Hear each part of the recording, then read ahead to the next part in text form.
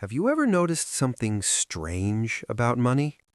Two people can have the same job, the same salary, the same opportunities, and somehow one of them slowly builds stability while the other is always just barely surviving. Every month, it's the same cycle. The paycheck comes in, bills get paid, maybe there's a small moment of relief, and then somehow the money disappears. A few impulse purchases here, a few unexpected expenses there, and suddenly you're back where you started, stressed, checking your bank account, wondering how it keeps happening. Now here's the uncomfortable question most people never ask. What if, on some level, this isn't an accident? What if part of you is actually keeping you broke? Not consciously, not intentionally, but psychologically.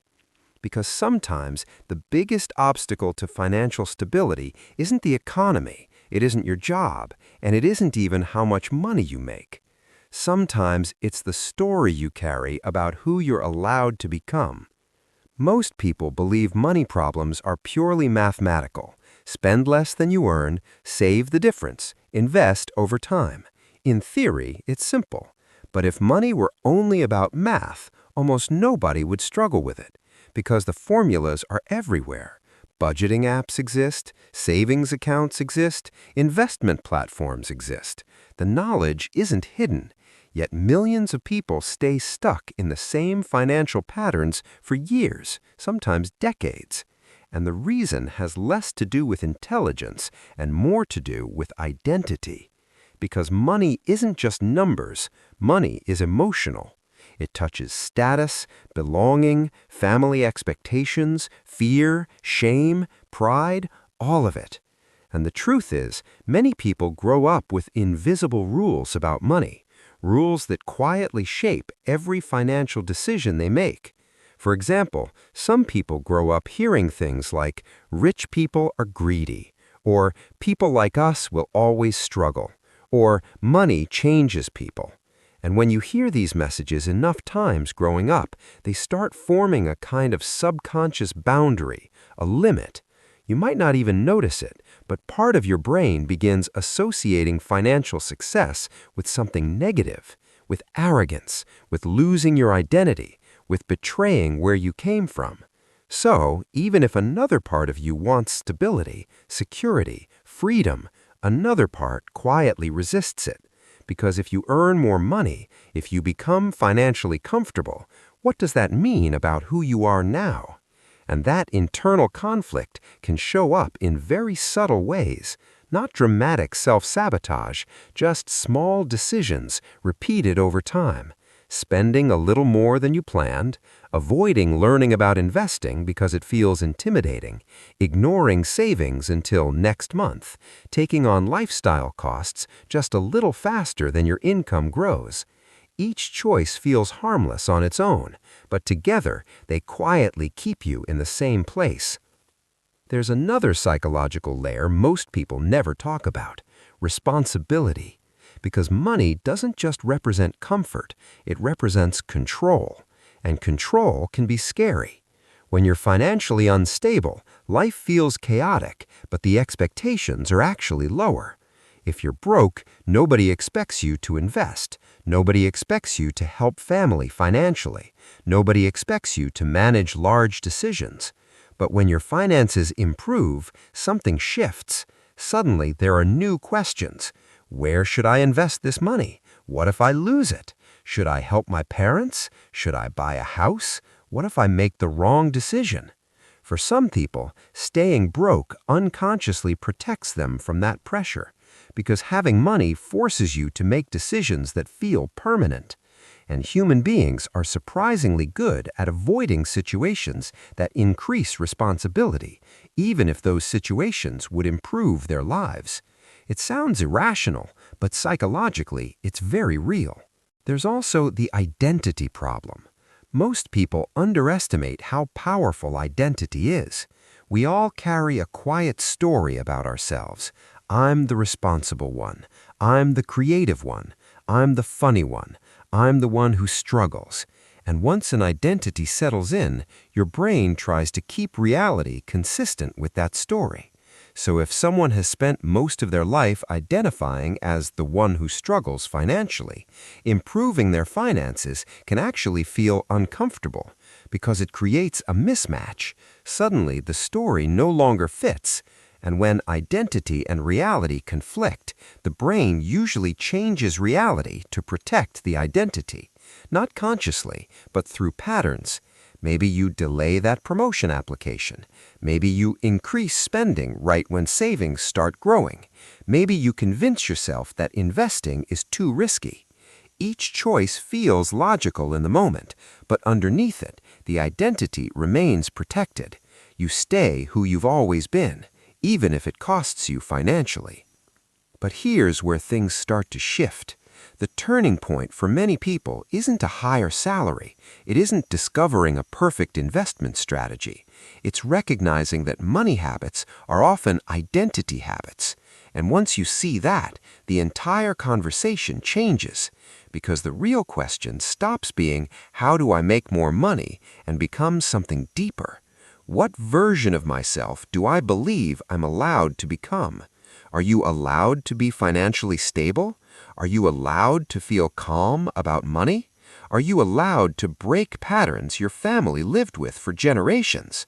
For some people, that last one is the hardest, because success can create distance, not just financially, but emotionally. When your lifestyle changes, your social circle can change, your priorities shift, your conversations shift, and part of you might worry about losing connection with the people you care about. So, again, the brain sometimes chooses familiarity over improvement. Struggle feels normal, stability feels foreign. But the moment you understand this, something powerful happens. You stop blaming yourself, and you stop believing you're simply bad with money. Instead, you start seeing patterns. You start noticing moments where emotion quietly drives financial decisions. The late-night online purchase after a stressful day, the feeling of guilt when your savings grow while friends are struggling, the hesitation to talk about money at all. None of this means you're weak. It means you're human.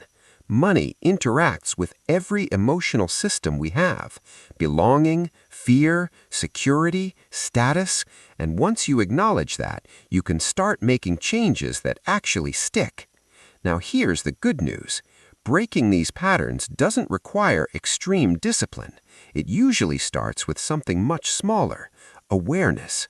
Just noticing your financial behavior without immediately judging it. For example, when you spend money impulsively, instead of saying, "I'm terrible with money," you might pause and ask a different question. What feeling was I trying to solve? Stress? Boredom? Pressure? Sometimes spending isn't about wanting the item, it's about wanting relief. And recognizing that changes the conversation, because now you're solving the real problem, not just the financial symptom. Another shift happens when people stop treating financial stability as a personality trait. You're not either good with money or bad with money. Those labels are too rigid. Money is a system, and systems can be adjusted. Maybe you automate a small savings transfer so it happens without willpower. Maybe you reduce financial friction by simplifying accounts. Maybe you create a small buffer fund so unexpected expenses don't feel catastrophic. None of these steps are dramatic, but they slowly build a different identity. Not rich, not perfect with money, just someone who is learning to take care of their future self. And that identity shift matters more than any single financial move. Because once your brain accepts that new story, your behavior starts aligning with it naturally. There's also something surprisingly calming about realizing that wealth isn't built in big, dramatic moments. Most financial stability comes from very ordinary decisions, repeated quietly over time. Cooking at home a little more often, keeping fixed expenses slightly below income, letting investments grow slowly without constant interference. None of this looks exciting on social media, but it works, because stability rarely comes from intensity, it comes from consistency. And maybe the most important realization is this: improving your financial life doesn't mean abandoning who you are. You don't have to become obsessed with money. You don't have to chase status. You don't have to disconnect from your values. Financial stability isn't about becoming someone else. It's about removing a constant background stress from your life. The kind of stress that quietly sits in your mind when you check your bank balance, the kind that shows up before rent is due, or when an unexpected bill appears. Reducing that stress doesn't change your character. It simply gives you a little more breathing room, a little more control over your time, and a little more peace of mind. So, if you've ever felt stuck financially, even when you know what you should be doing, you're probably not alone, and you're probably not lazy or irresponsible.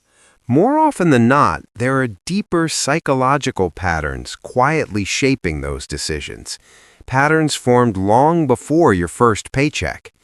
The important thing isn't fixing everything overnight. It's slowly becoming aware of the invisible beliefs guiding your behavior. Because once you see those beliefs clearly, they start losing their power, and little by little, new habits take their place. Not perfect habits, just slightly better ones. And over time, those small changes compound in ways that feel surprisingly peaceful. Not dramatic, not flashy, just steady. And sometimes, steady progress is exactly what financial freedom really looks like.